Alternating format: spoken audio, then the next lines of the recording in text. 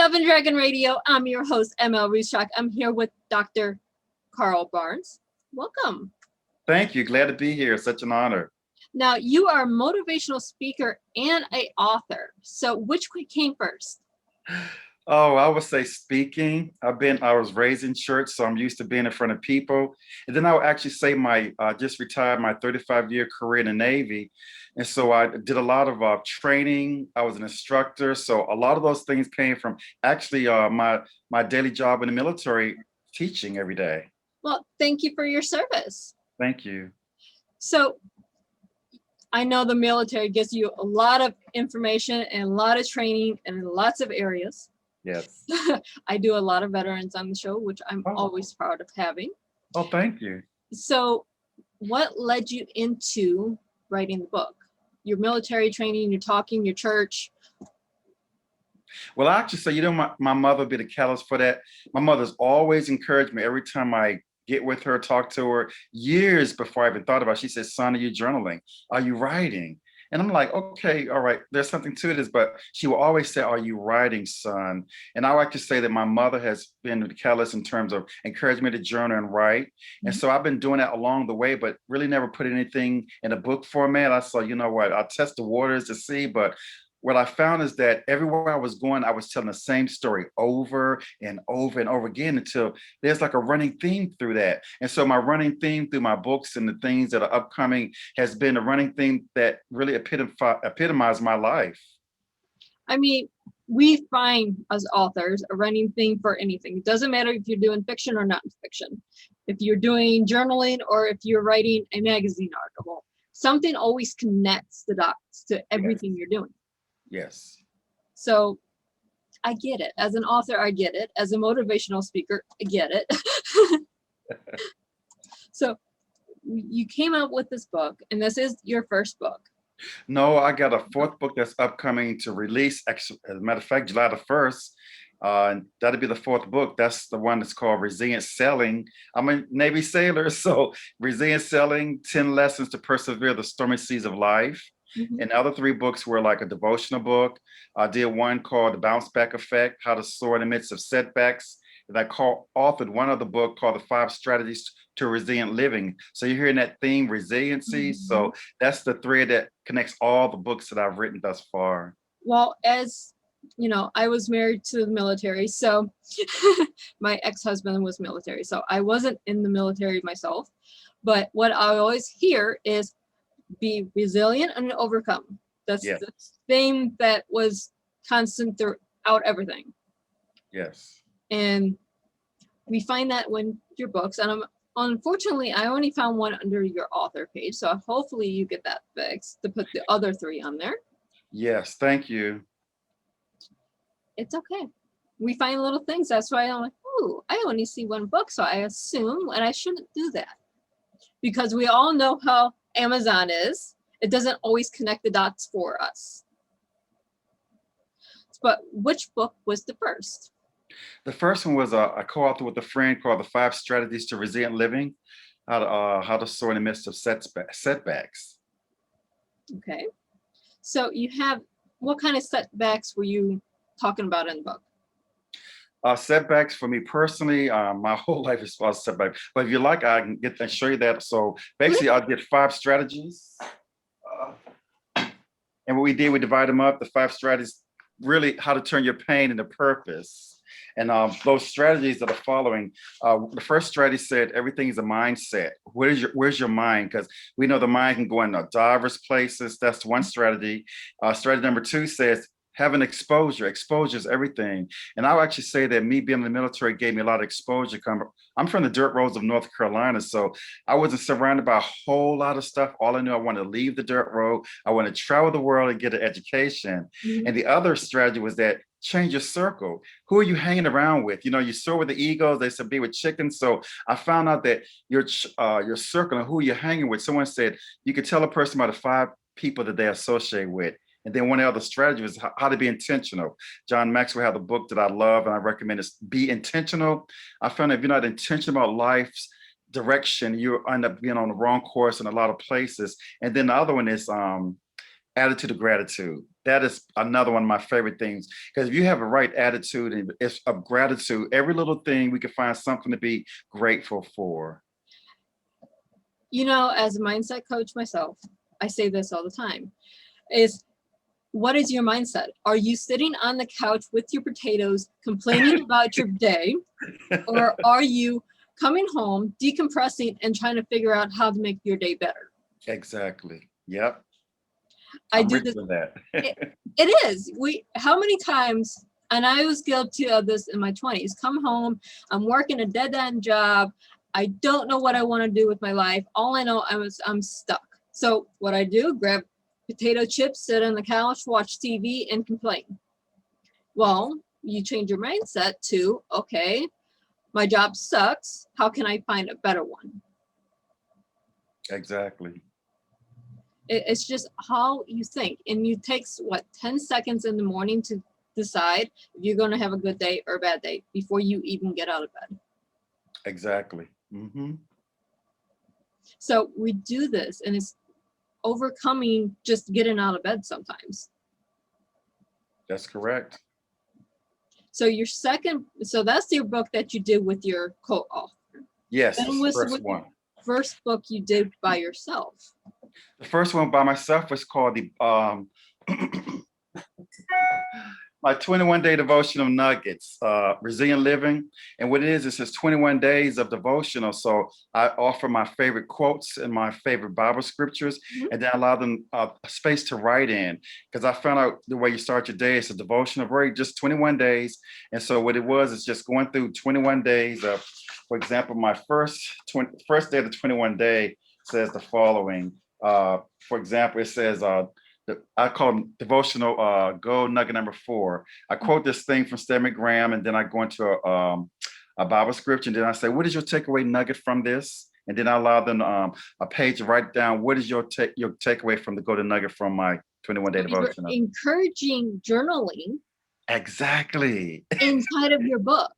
Yes. And you know what, Melissa, that's what I've done with all my books. I didn't realize that every one of the books has space to journal. I don't know what it is about that, but I like doing that because all the books I buy that I can't write in, I'm in that writing in the corner, all scribbling. So what I've done, all my books going forward, is allow a page. And I thank you for bringing it up, to journal. What are you getting from this? What are your mindset from that? So I love it that you bring it up. Thank you so much. No. Because, okay, any self-help book out there, it doesn't matter if it's motivational, devotional, whatever it is. Every self-help book out there, you have pages and pages and pages to read. Then you have to find a computer or notebook or something to write in, because now you're trying to take down notes. You don't want to write in the book because then you're a book murderer. Yes. So I'm thankful for the books that have a place to write it. Thank you. Yes. This is important. All my self-help authors out there, if you're listening to this, do this. Let us write in your books. Thank you so much, because I just found out, why am I doing this? And I said, I want to do that because I'm like you. I always want to write in the book, but there's no space. So everyone, I leave a page. As a matter of fact, I'm already starting on the journal from the new book coming out in July about the resilient selling. And each chapter, as I go into what is a treasure from your life? Well, the cover is about a treasure chest. So I want to do daily treasure chests that you're going to be reminded, okay, what was your daily treasure up to life, to day one, starting January the 1st, all through the first of the year? And I got that because I thought about it. It's like, it's just something. So, like I said, attitude of gratitude. Everything you do is something grateful. I think you have the gratitude journal, but mine is just being thankful and a treasure. So we all have those hidden treasures, I believe, inside of us. So what was your hidden treasure for the day? Right. I was working with 2 other authors in 2020 of journaling from different points of view, from a retiredee, a mother who's homeschooling her children, and myself. All 3 of us are different ages. All 3 of us are in different time zones. So we're working on this journal together, and we're just going back through it. And we see the little nuggets from each day from 2020. If you believe 2020 was a great year, you have to find the takeaway from it. How much Exactly. time do we have with our family? How much time did we have to go back to school online? How much time did we have to do something other than sit on the couch with our potato chips? Yes. Yeah. So, I mean, you can find something positive every day. Is Every do we stay in the negative, or do we go and hold on to that one positive thing? And this all comes back to mindset. exactly. We all have a choice. And I think the mindset says so much because I even work with my mother, as she takes care of her 95-year-old mother who's, her mind is just slipped away. And how and people say, how does she do that? Well, my mother, it's just so emotional. I see her do this, but somebody said that who would ever think you'd be raising your parents, and to watch her do this for my mother who doesn't know who she is at times. And when I went home a couple of weeks ago to see her, tirelessly and effortlessly just giving all of her energy and strength to help her mother says a lot to me, because she don't focus on what's going on with her. She focuses on how to make her latter years better. Yeah, I have my mother taking care of my grandmother, and I take care of my mother. And we Mm. all live in the same house. So it gets really crazy really quickly Yes. Yeah. because you Yes. have the elderly, almost 90-year-old, who is in a lot of ways a child. Yes. Then you have my mother, who's in her 60s, retired, and she's trying to help her mother, who's now the child. So you don't think of it as taking care of a parent, you're taking care of an adult child at that point. Exactly. Yes. That is so true. It is. We raise our parents after a certain age. Yes. And there was an attorney gave it to me the other day on a Zoom with some friends of mine that's retirees. Like, I never thought my job description said I'd be raising my parents. Yeah. It happens though. This is the circle of life that we are meant to do. It's not put our parent into a nursing home and let someone else do it. It's for us to take care of our parents as they took care of us. Exactly. Yes. At least that's what it's meant to be. Yes. So that's your first 3 books, and your next one comes out in just a few days. And this is Yes. airing on the 29th. So I mean, it's really, really close to being your new release. So Yes. do you have a pre-copy of the book? All I have is the manuscript, and today we're getting the final cover of the book finalized, the back cover and all that. So that's what's taking place right now. Because we know launch day is July the 1st. Like, oh my God. So, everybody's on pins and needles, me trying to get everything done. So I'm just patiently waiting, getting my right mindset for this new book. Yeah, you're cutting it really close. I was a publisher. I'm like, I tell everyone I need 2 weeks before release date. So you're like, I would be on pins and needles and be on OCD. Oh, that's happening. So I'm learning to take a deep breath. Okay, step back. It's like, okay, they said they got this. So, okay, so, all right. So that's what I'm doing. And I'm laughing. And at the same time, I'm pins and needles, like, okay, everything's supposed to explode on social media, release. Like, okay, they got this. Let me step out of this, because my first 3 books, I didn't have this type of exposure and, things of this nature. So this is a whole new, with a whole new publisher, all this taking place. So it is really putting me in a place of humility. So as a going through a new publisher, do you see that running your book is almost like running a business with marketing? You know what? You just spot on. Absolutely. I'm finding a lot of business savviness that I didn't know before. Maybe I was naive to it, but I'm learning a whole different arena of the publishing part of it now. I mean, almost a year's worth the work right now, but somebody said it's almost like a full-time job, because there are things to do all the time and things to submit all the time. So, I mean, fifth revision, third revision, like how many revisions can you find trying to find mistakes? But it's part of the process. So I've learned so much with my new publisher, and I'm grateful for that, but it has been a journey. So you have your marketing, and this is what people don't understand. Being an author is running a small business. Instead of having a pizza that you're selling a book. Yes. So your author is your brand, Yes. and your product is your book. Yes. So now you have your marketing, which includes promotionals. So you have, instead of coupons, you do an ad or something, like Yes. doing a podcast. Then you have your advertising, you Yes. can go book Yes. signings. I mean, it's all different, but all links together. It does, and it's been an eye-opening experience for me too, because as you said, all the things you said, I'm just saying absolutely. Podcasts, I don't know how many podcasts I've done, podcasts that's lined up, and I mean, it's been really phenomenal, but I'm learning a whole different side because this is part of like it's a business. Right. And with all businesses, you have income coming in and income going out. Why? Because a lot of things that you have to do, you have to pay for. Yes, out of your Right. own pocket. And they say it's an investment. So if I believe in my product, so am I willing to invest in myself? And that's something I really, really, struggle with. But I found out this is investing in my future. So if I'm willing to invest in myself, it's a good thing. Exactly. And as a mindset coach, you get it. You, Yes. you get it. Yes. You Thank you. have I to like that. invest That in motivation yourself. connect.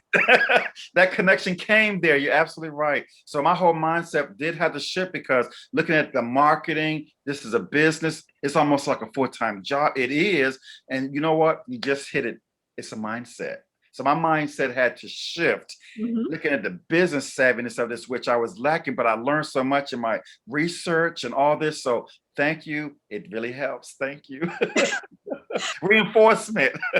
It is. It's positive reinforcement. You have to have the mindset to succeed. You have to have a mindset. Am I investing in myself? Exactly.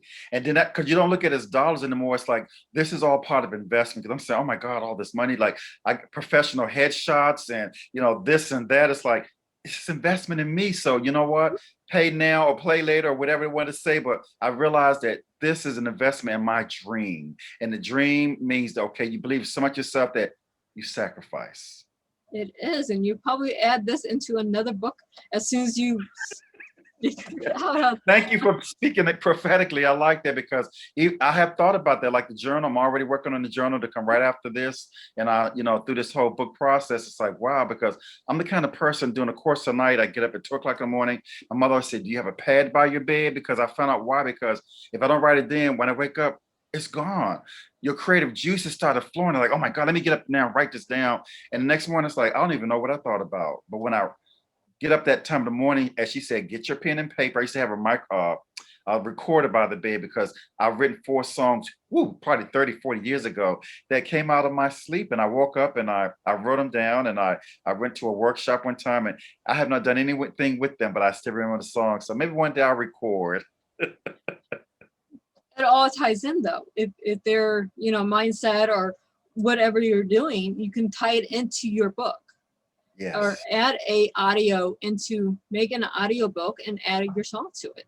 You know what? Thank you. Because I like music playing in the background. Like I love my Chopin. I love classical music. Sometime when I'm getting in my zone, cut everything out and I just listen to nice soft music, waterfalls, something nature, and I just get in the mindset. Okay, this is creative moment now. I have to stop and pause. Yes. I mean, okay, I do music all the time. I have my Chopin, I have my Bach, I have my Beethoven. It depends on what music I'm trying to get my mind to relax to. Because listening to hip hop and rap is great if I'm doing jazzercise. It's Hmm. not great for trying to get creative juices going. Exactly. Because once it starts flowing, like sometimes I'm learning another thing, learning to be still. And I think Robin Sharma says the best. When he goes away for months at a time to write his book, he just released this new book out. He said, it's been almost a year. And it's like now I can relax, I can go bike riding because he puts so much energy into this new books because I've been following him along with other people. So I have a nice quiet place in my house. And I said, this is quiet zone. This is creative zone. So I learned to build in creative time in my schedule because this is the time when I think. And I guess I've been doing a lot of that for years. Didn't know that I'm a very innovative person. I love to think outside the box and I love it. So I have scraps of papers and stickies all over the place. You should see it here. But these are thoughts that come to mind. So I just write them down, stick them here, stick them there because I know it's going to all come together for that next big project. So I'm waiting for it. And that's the entrepreneur Oh, mindset. yes, thank you. It's not just, you're no longer in the author world. Now you're into the entrepreneurial world. And Yes. it ties together because a lot of people don't make this connection. An author has the entrepreneur mindset, is just tapping into it. Once you figure out your book is your product, your brand, now you can go into the entrepreneur mindset and figure out how to run the business aspect. You're so spot on there because I've thought about t-shirts, online courses. Like I could turn up this book into an online course because I thought the blank pages and I'm watching. I said, you know what? And this is how my mind's like, wow, I'm already thinking the next level to come to this. Okay, a course, a workshop. And I said, this is what I love. It's like you can tell my energy is just elevated to another level because it's not just a book, it's a product, it's a brand. And there's so many tiers to this brand that sometimes it just blows my mind away. It's like, okay, I see this. I'm a one-person team now, but at the while I'm thinking about a virtual assistant. I'm gonna need somebody to help do this and that. So it's like I read I did a webinar the other night, and I think one segment said, "Are you ready for the avalanche? You plan all this stuff, but it's going to come. Are you ready for when it hits the fan? You have all this in place and this in place. Well, I've started, but are you ready basically for success? And Yeah. it's nothing to be fearful of, but you don't know what happens. But it's better to have a plan in place than to not have something come up. It's like, I'm not ready for this. That's the wrong answer. No, get ready for it now. Yeah. I started a business plan last year, or actually year before last. Turned it into a different business plan, broke it down into 4 different business plans. Wow. And now we have a trifecta effect going on with all the businesses hitting at one time. So it's not that you're not ready. It's, are you ready for when they all come together at one time instead of you want to stagger something? Because I'm one of those people. I don't want to have A, B, and C happening all at once. I want to have a stagger effect. Life says, no, you're doing it all now. Yes, that is so true. Thank you. Very, very well put. Yes, exactly. And that's how we do it when we're entrepreneurs. We have to plan. We have to go to that next step. We have to have, okay, I need an assistant. I need an assistant for my assistant. I need, all these things wrote down, because when it hits, when your brand takes off, and I'm talking to my authors as well, when your book takes off, you have to be ready for that success. So true. And I think about it so often because I know a lot of my military training going, 35 years, I've learned so much, and everything is very strategic, intentional, because you know what, to going into deployments and each level when I was department head or in charge of this group of people, everything had a timeline. It's like I'm finding a lot of that training coming together now to make sense, especially because time is a pet peeve of mine when like we're on time today, because time is money, time is valuable. And so when I do meetings, like people say, so what's going on with you?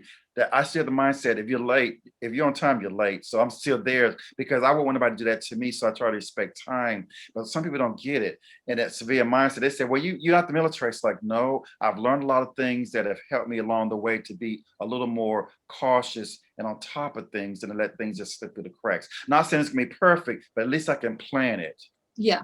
See, I did the same thing. I'm a military brat. I was married to a military. So if you're on time, you're late. If you're 5 minutes early, you're on time. Yes. And if yes. you're not in the military, that makes totally not any sense. Yeah. But it does make sense if you have the military connection. Exactly. Most of my friends understand that, and my circle of retirees, we talk about that. And that's what helped too, because we have the same mindset and they understand it. Yes, you have to have people in your inner circle that has the same mindset as you. And if you have a negative circle, you have a negative mindset. If you have a positive circle, you have a positive mindset. Yes. If you want to get to a positive mindset, change your circle. Change your circle. And that's what it is. So I found myself having, I always say my one hand, 5 fingers, I probably have very few friends, maybe a lot of acquaintances, but I found out everybody's not my friend because we're not on the same level. We're not in the same mindset in terms of where I want to go. They still want to be here. I'm trying to go there. So I listen a lot. And Yes. I, pick and choose, okay, this person, I'm figuring too much negative energy from them. I can't be around too long because after a while it saps your joy, your energy, and I don't want that. So I want to surround myself that's like-minded entrepreneurs, authors, and people trying to go to another level. As a matter of fact, I'm doing webinars every day, something to be positive to listen to. My mastermind groups and classes that we all have the same mindset, what we want to do and where we want to go in life. And this ties into the July issue of Trainpreneur. We're talking about mindset during the entire issue of the magazine. Okay. And we're doing all this, and this is very serendipitous. Everything we're talking about today is pretty much what we're talking about in the magazine. It's just coinciding. And this wasn't planned this way.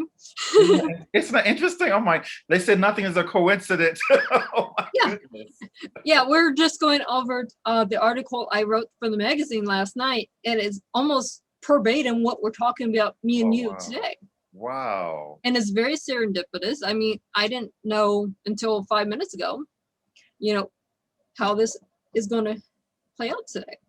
I didn't either. As a matter of fact, I had missed the email and I was like, oh my God, because it was in a spreadsheet about the marketing plan. I saw your name. It's like, this is around the corner. I said, I didn't plug in. So the way we connected today, because having all these calendars around me, not an assistant, I was scrolling through and it's like, oh my God, that's when I reached out to you. It's like, I hope I didn't miss it. But serendipitous, look, here we are today. Yes. I think everything happens for a reason. Absolutely. We have to find the reason, but everything happens for a reason. Yes. When you have a positive mindset, the universe automatically puts positive people in your path.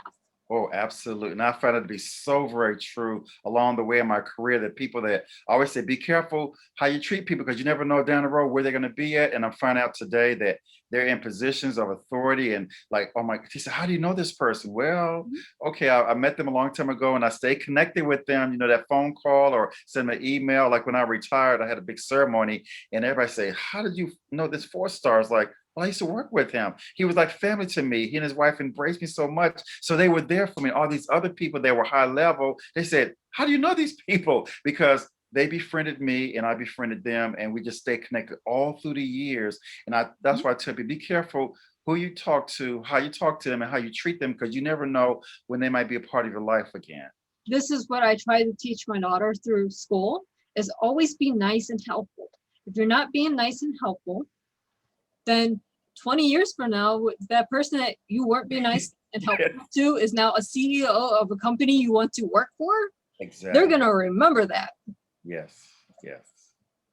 Yeah, I introduced, I had a webinar with a transition assistance team, and on the board, I had to find a speaker. So a friend of mine I met in Japan, probably 2007 or 8, she was like a GS-12. She was a reservist in the Air Force, and she was an IT specialist. Well, fast forwarding 20-some years later, or 15 years later, I meet her in DC. She became an SCS. And now, a week later, she just got promoted as the director, which is like a 2-star equivalent in the Air Force. And they said, oh my God. So she became my guest speaker last week. Tell her story going from E1 to a 2-star equivalent as a civilian in the military, that she went in as an E1 from a little road in Louisiana, but now she's gone from here to here, and I've kept in contact with her, and she was just so transparent as she did our webinar about it was her lessons learned along the way. And I said, wow, we all have lessons learned, and she shared them with us. I love talking to my speakers that I stay in touch with. I have one that went from a homeless child in Galveston, Texas, to being a multimillionaire CEO of his own company, and he's one of my closest friends. And people really? Wow. Yeah, and it's like, how do you know him? Well, we met a few years ago by accident, or nothing happens by accident, but yes, he was put in my path. We have stayed together, and I'm within his network for whatever we need. We network off of each other. That's a beautiful story. And then the beginning of my story, I think what catches everybody's attention, you're looking at somebody who was almost aborted. My mother was on the way to have an abortion, and the voice of God told her, don't do this. And I'm here today because she listened to that voice and she didn't abort me. And here I am today on my 4th book, retired out of the United States Navy, 35 years, coming from the dirt road of North Carolina. I went in with no education. And 5 degrees later, when the system says no, and I reverse that around and say, I won't take no for an answer. And I'm here today not to brag about it, but the Navy paid for my education. I was able to leave the dirt road, travel the world, see the world, because my mother decided to keep me. Yeah. I mean, we have to listen to the voice in our head. We have to go, I'm not taking no for an answer. Okay, the no for you means I don't need to work with you. I need to find the yes somewhere over here. And the Yes. military does pay so for so many educations, both for the military person as well as the kids. And yes, absolutely. All that. Yes, yes, Yeah, yes. so it's never a no. It just means I need to go somewhere else. Exactly. Delayed. Yes. But it was so wonderful talking to you today. You Where too. can Yes. our viewers and our listeners find you? They can find me. I'm on LinkedIn. I'm on Facebook and I'm on Instagram. So LinkedIn is just Dr. Carl Barnes. Facebook, just put in Carl Barnes. And Instagram, Dr. _CMB. CMB. Okay. Doctors_CMB. Now, where is your website at? My website, as we speak right now, that's publisher has that. I don't have it with me, but they can type in carlbarnes.org. But right now, that's a good question. But I'm waiting for all of that. I should have it in front of me, but I didn't know. But she did give me the website, but we have not seen it's launching the 1st of July. Okay. So more to follow with that. And I'm so sorry for that. But you can always go to my Gmail. You can get a hold of me at carl.m.barnes@gmail. carl.m.barnes@gmail.com. They can reach me via that email. See, I will always call people out when they don't have a website because it's marketing 101. If you Yeah, don't have a website, I can't find you. I know. But this is part of that training. So thank you so much. It's attitude of gratitude. I'm speaking with you today. So just more things I have to put on and add to, and I'm grateful for that. Thank you so much. Well, see, we learn through our talking to other people. Yes. Not everyone has all the answers. One person may have some answers that you don't even know you had a question for.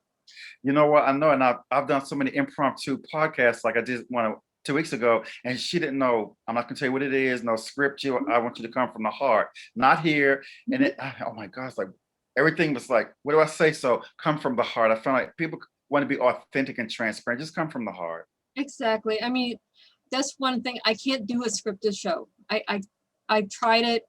It doesn't work for me, and it's not authentic. I want authentic. I want that connection to my guests that I have here today, and I Yes. want that connection to my readers, for my listeners, for my viewers. I want that connect with you.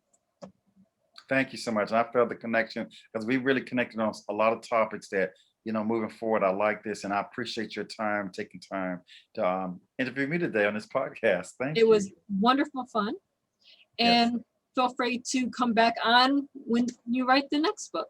I would love to. I would like to do that. Thank you so much. And all those in the audience, I appreciate you taking time to listen as well. So just be more, stand by for more to come out from me.